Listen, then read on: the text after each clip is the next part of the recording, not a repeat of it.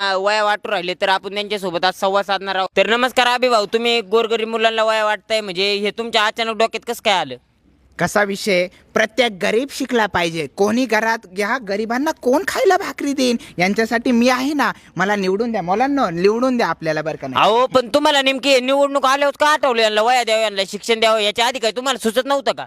अहो आम्ही त्याच्या आधी सुद्धा नक्कीच प्रयत्न दिलेले आहे आम्ही. आमचे फोटो आहे, व्हिडिओ. अहो तुम्ही नुसते फोटो सोशल मीडियाला टाकून नुसते हवं करायचं बघा तर काय या मुलांना तुम्ही कधी वया दिल्या याच्या आधी? कुठं राहतो नेमका? व्हिडिओ चालू आहे का? मग काय चालू आहे?